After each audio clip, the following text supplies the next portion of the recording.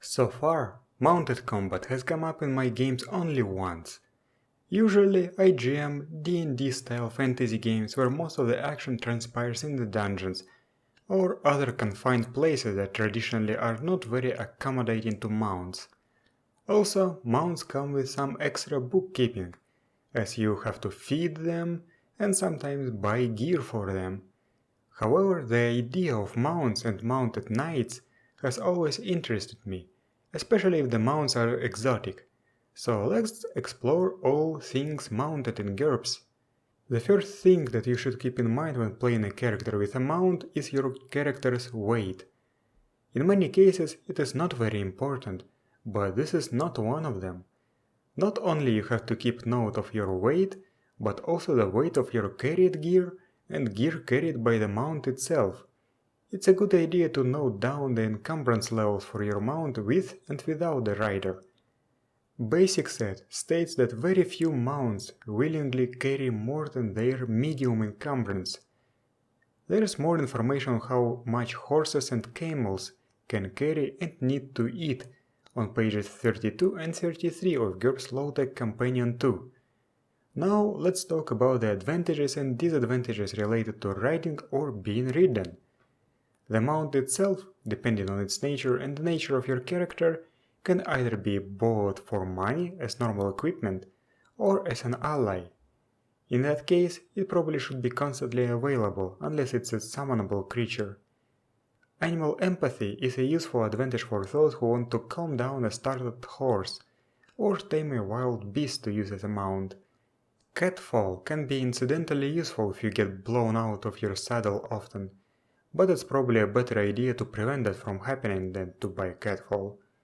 Lifting strength is a very useful trait for a mount, as it lets it support heavier riders. Speak with animal is a supernatural advantage, but a rider with it would obviously be better at communicating with his mount. Animal Friend is a talent that contains many skills related to riding and caring for animals. One of the disadvantages that many mounts have is horizontal.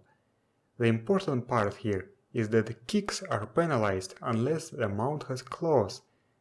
This does not apply to hooves, so a horse's kick damage is at -1 per die for horizontal and a +1 per die for hooves.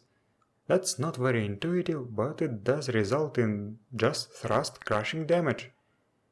Iron horseshoes act as heavy boots, giving +1 to kicking damage and trampling damage. Now let's take a look through the skills chapter of the GURPS basic set and see what skills are useful to riders and mounts. First, we have acrobatics. If you are performing acrobatic feats, such as acrobatic dodge while mounted, your acrobatic skill is limited by your riding skill, or driving if you are riding a motorcycle. Animal handling can be used to train and work with animals. The training time depends on the animal's intelligence. It is described in more detail in chapter 16. Armory body armor should probably allow working with animal bardings as well. Brawling is a skill that most mounts use to attack. Some might use sumo wrestling instead to perform better slams.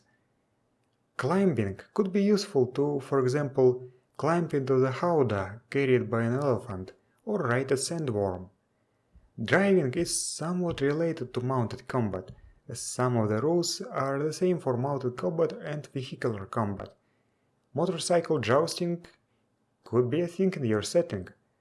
Same applies to piloting for small contragraph gliders. Dropping could be a useful skill for riders with flying mounts. Same for artillery, bombs. Speaking of that, flight is an important skill for flying mounts, as it lets them traverse much longer distances before tiring out. If your GM allows that, I think that the immovable stance skill should let you avoid being knocked out of the saddle. Lance is a weapon skill that can only be used while mounted. Lasso has some special rules concerning mounted use as well. One often forgotten skill is Mount. It is taken by the mount itself and can be used to improve the rider's riding skill. If your mount can also serve as a beast of burden, consider taking the packing skill. Of course, the most important skill is riding. you must specialize by riding beast. Also, know that there's a +5 bonus to riding if the animal knows you and likes you. So take care of your mount and take the animal handling skill. Running is a very useful skill for mounts that need to traverse long distances without tiring out. Swimming does the same for aquatic mounts. Teamster is a tangentially related skill that allows you to drive carriages and chariots. Veterinary is useful if you want to give your wounded mount medical assistance. GURPS basic set only has one riding technique, horse archery. GURPS martial arts introduces many more. Breakfall can be used to absorb fall damage from being knocked off your mount. Cavalry training is an important technique that lets you buy off the -2 penalty for attacking on the same turn as your mount and attacking at high relative speeds.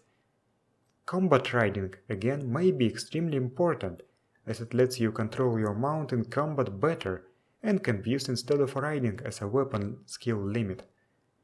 Hands-free riding is a must-have technique for mounted archers. Mounted shooting can negate penalties for using ranged weapons while mounted and improve the skill limit.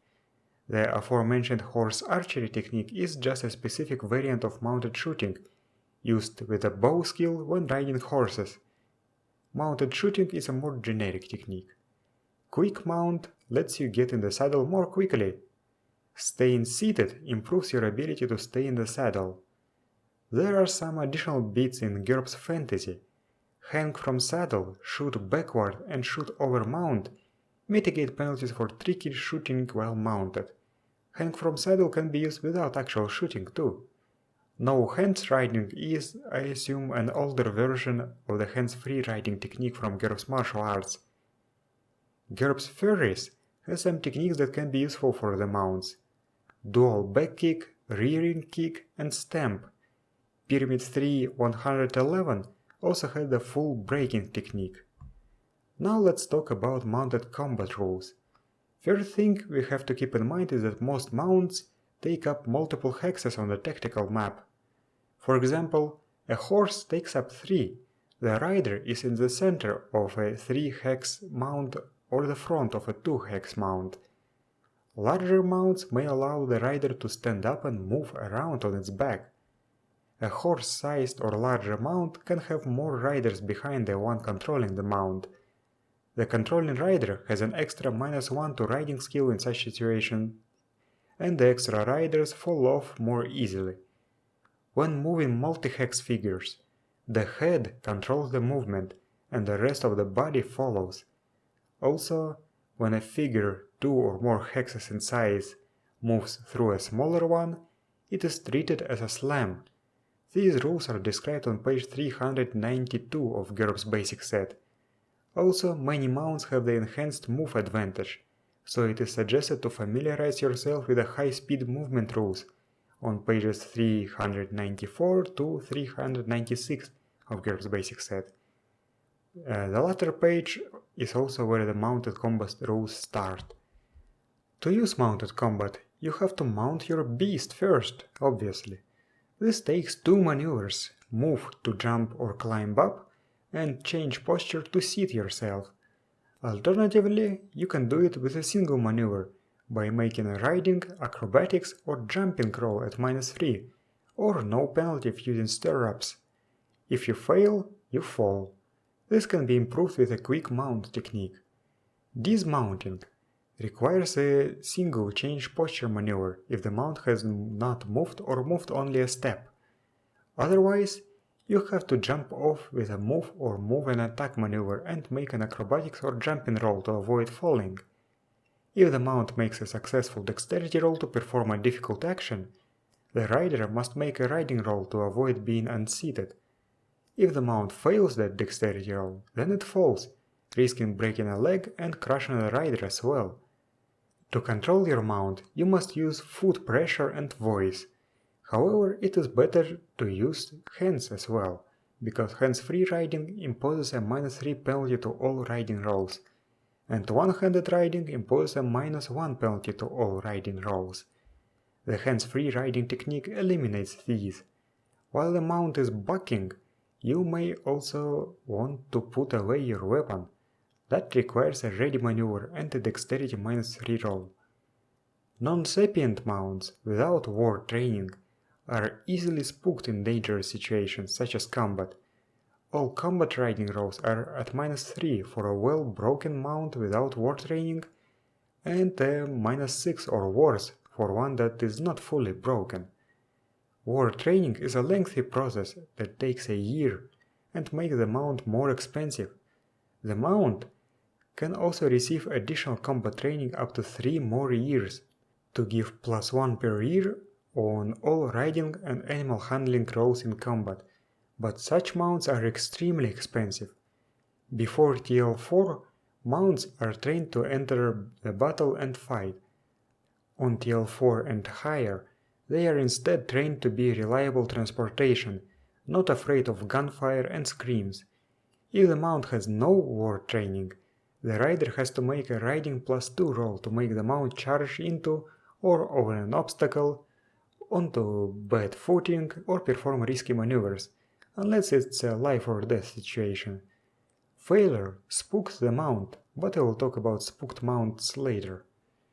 It should be noted that the rider and his mount may have different places in the turn sequence. They act separately. At least I have not found anything to contradict that. If a mount fails a fright check or refuses to perform a particular feat, it will usually shy and buck. Regaining control is quite tricky. The rider must make riding rolls and take ready maneuvers every second. To calm down the mount, the rider must either make a critical success or 3 normal successes in a row. If he fails critically or fails 3 times in a row, he loses control of the mount and rolls on a special table to determine the effects that can be very bad.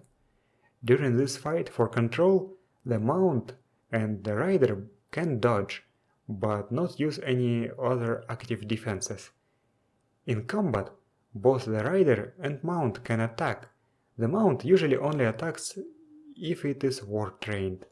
However, the rider is at an extra -2 to attack if the mount attacked on its last turn. A charging knight can also cause fright checks.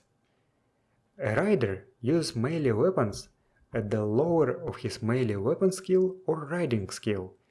You can replace riding with a combat riding technique for this purpose if it is higher. Also, if the mount's velocity is 7 or more relative to the foe, the attack has -1 to hit, but +1 to damage. This penalty can be removed with a cavalry training technique. To use a lance, the rider must have a saddle and stirrups. Lance's damage depends on the mount's mass and velocity, not the rider's, and is calculated as for collisions. Tournament jousting uses blunted wooden lances that break if the damage exceeds 15 points. For jousting tournaments, use lance sport instead of lance. It should be noted that a cavalryman on horseback is effectively 3 feet above a standing foe, so rules for combat at different levels come into effect: better active defenses, some bonuses and penalties to attack certain hit locations. This also makes leg and foot armor more important, as these hit locations become easier to hit. Using ranged weapons is a bit more tricky. First, the rider rolls against the lower of his riding or ranged weapon skill to hit. A noisy weapon requires a follow-up riding roll to prevent the mount from getting spooked. If aiming while the mount moves more than a step, you do not benefit from extra turns of aiming, scopes, and other targeting systems. Surprisingly, mounted shooting in the basic set is detailed enough to include tricky shooting, like turning in the saddle to fire at the foe behind you, or hanging on the far side of the mount and shooting over or under it. In terms of defenses, the mount can dodge, but the rider can make any active defenses. However, if he does not have riding at 12 or higher, his active defenses are reduced by the difference between 12 and the rider's riding skill. That can be quite harsh. Finally, there's some extra nuances to mounted combat. If a rider is stunned, he must make a riding roll at -4 or fall off. If he suffers knockback, he must make a riding roll at -4 per yard of knockback or fall off, if he has a saddle and stirrups, otherwise he falls off automatically. If an attack misses the rider by 1, it hits the mount, and vice versa. If the mount is hit, the rider must make a riding minus the shock penalty of the mount roll to keep it from spooking. High pain threshold is a great advantage for mounts. You should also familiarize yourself with the trampling rules, as they are bound to come up in mounted encounters. They are presented on page 404 of the GURPS basic set. Equestrian gear can be found on page 289 of GURPS basic set. GURPS Low Tech goes into this topic in a much more detailed fashion, on pages 133 to 135. It also has some additional rules on fatigue when riding or bareback riding. Animal armor is described in detail on page 117 of GURPS Low Tech. And I think that's it for this video. As you can see, mounted combat is quite complex, adding a new layer to your game, but it can be interesting and rewarding. If you have any experience with mounted combat in GURPS, feel free to write about it in the comments. I would love to read that. I hope I did not miss anything. Thank you for watching, and I'll see you next time.